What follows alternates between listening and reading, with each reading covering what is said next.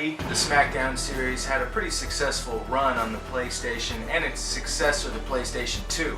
Raw had 2 titles on the Xbox, which came to an end with the announcement of Smackdown vs. Raw, which hit the PlayStation 2 in November of 2004. This game has been both praised and criticized for different aspects and features. So let's not waste any time, let's dive into Smackdown vs. Raw for the PlayStation 2.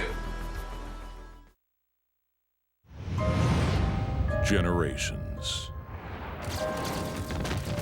Much can be learned from past generations.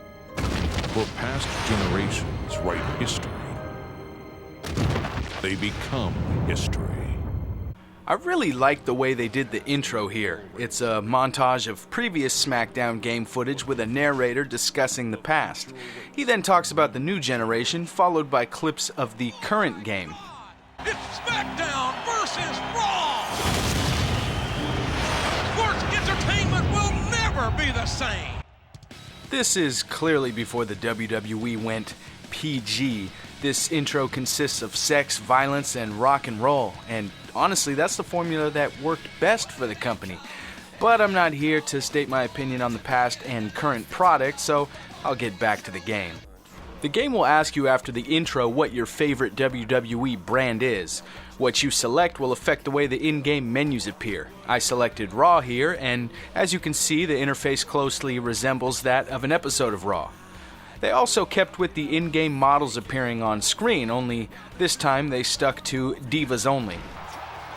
The WWE talent pool was starting to fade a little bit at the time, but still featured a lot of high-caliber talent, and just about everybody worth a damn on the active roster made the game.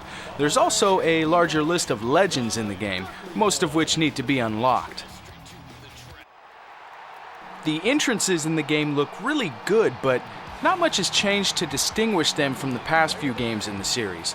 The animations haven't been drastically altered, nor has the pyro changed much, but the graphics have been improved, and this adds to the realism of the entrances. Small effects like more realistic facial expressions are a nice addition to the appearance category. Now, the very first thing you'll notice before a match starts is the addition of the pre-game events. These are completely random and can range from stare-down battles to shoving contests. When the game was first released, I didn't like these that much. I usually just wanted to get right into the action, but it seems as time has gone by, I've grown to appreciate this feature a little bit more. The gameplay is pretty much untouched from Here Comes the Pain, and honestly that's a good thing. Everything moves very fluently, and unlike some games that came later in the series, there's very little bugginess. There was one noticeable addition, and that's the ability to select whether your wrestler will fight clean, neutral, or dirty. This feature presents a new meter that can be found underneath your finisher meter. A clean wrestler will fill the meter by doing things a babyface would do, and once that meter is filled, a taunt can be performed to activate a few moments of invincibility. On the other side, a dirty wrestler must perform actions a heel would, like using weapons or taking off the turnbuckle pads. You can also argue with the referee, which doesn't benefit you much except for the fact that it helps fill the meter. Once a dirty wrestler's meter is filled, that wrestler can perform a taunt which will enable a dirty move, like a low blow, but will dish out a substantial amount of damage. This helps to add a bit more depth to the game, but also helps present a game that was a lot like the product we were watching on TV. Another thing that helps present it more like TV is the fact that they changed the camera angle during gameplay. Instead of viewing the action with the entrance ramp in the background, the angle has been rotated counterclockwise one time. While there are a lot of new song selections here in the game, there are a few that have been recycled from Day of Reckoning. I've never been a huge fan of music during matches unless it's really simple music like the old N64 THQ titles, but when they give us full-blown songs with lyrics, they just seem to get old quicker, and for me don't really fit with the gameplay. Jerry the King Lawler and JR call the action for Raw, while Michael Cole and Taz take care of SmackDown.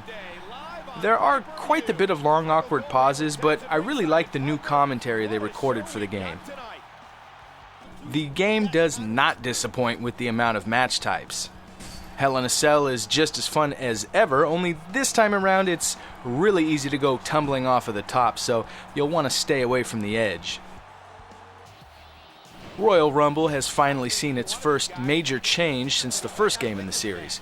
This time around, it's not so easy while trying to eliminate somebody. There's a ring out meter that you will need to constantly chip away at before your opponent will hit that floor. Other than some new camera angles when somebody enters the match, the elimination chamber hasn't changed, but that's alright with me. This is one of those match types that features a lot of options and a very high replay value. The bra and panties match returns here, and it's still pretty new to the series. The objective is simple though, strip the opposing diva down to her bra and panties and win the match. This game regresses a bit in the backstage department. Past games had numerous areas in which you could go to and from. This game features a single backstage area to battle in. And though it is rather large with lots of interactive environments, it does leave a lot to be desired.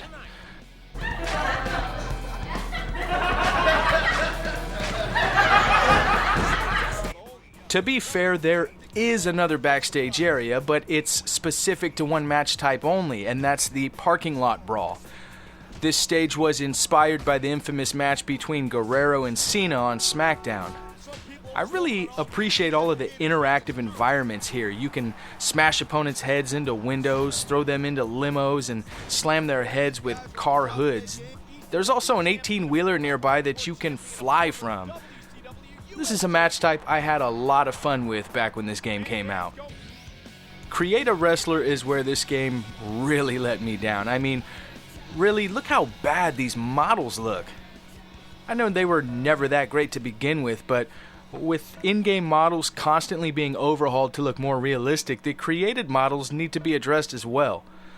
There are plenty of options, and I can appreciate that, but when they look way below average, it doesn't matter all that much. I mean, look at these painted-on earrings, for example. These look like they were plucked straight from WWF Attitude on the PlayStation 1. The entrance creator is lacking as well. By this time, we were given tons of options in Raw 2 and Day of Reckoning. Here, it's pretty much select from a few basic animations, select your music, and pick a video. It could be worse, but it could have been a lot better. In the shop zone, you'll find stuff to unlock like alternate attires, legends, and movesets. You'll also find the challenge mode here, and this is where you can earn cash to spend in the shop zone. Here you'll find challenges that range from easy to difficult. When I first played the game, I remember thinking this was pretty stupid, but after running out of things to do, I ended up having quite a bit of fun with this mode. The Create a Pay-Per-View mode is a decent way to kill some time, but there's nothing revolutionary here. This is a mode we've seen going all the way back to WWF Attitude. The Create a Championship mode was a favorite of mine. We were given a lot of options here to create new titles or recreate old ones and defend them. This is a mode that would get more refined throughout the years, but really started to take off here in SmackDown vs. Raw. Now let's talk about Season Mode for a minute. The first thing you'll notice after selecting a wrestler and jumping into this mode is the inclusion of voiceovers. This was hyped up quite a bit at the time, mostly because this is something we've been waiting for so long, and we finally got it. The problem with this is that the wrestler you select never speaks. Out loud, that is. Everybody else has spoken dialogue while your wrestler only uses subtitles. And this creates some pretty goofy looking segments. In addition, the voiceovers are like amateur night at the karaoke bar. You'll see scenes where the wrestler appears to be yelling in rage, but the voice coming out of your TV is a little bit more calm than you would expect. So you thought you'd get away with taking me out of the tournament. You know what they say, payback's a bitch. It's just choppy and feels a little bit incomplete. With that being said, I can honestly say it still didn't bother me all that much. I was still extremely happy to have voiceovers, period. Good or bad. Because of these voiceovers, the road that you take throughout Season Mode is a bit more linear than past games. You still have options to select from that determine your path, but overall the season mode pretty much remains the same. The backstage segments and in-ring run-ins are very entertaining, and the fact that gameplay is so solid helps make a pretty damn good season mode here. When this game came out, I was disappointed because, in all honesty, it's no Here Comes the Pain, and when you set the bar that high, you have to constantly deliver at that level. Obviously, they didn't with SmackDown vs. Raw, and honestly, things would continue to get worse from here. In retrospect, I have to give this game more credit than I would have 11 years ago when it was released. The roster is still decent, the gameplay is pretty much flawless, and the game boasts the best graphics the series had seen at the time. This game is not Here Comes the Pain, but it's still a good game and definitely deserves a look.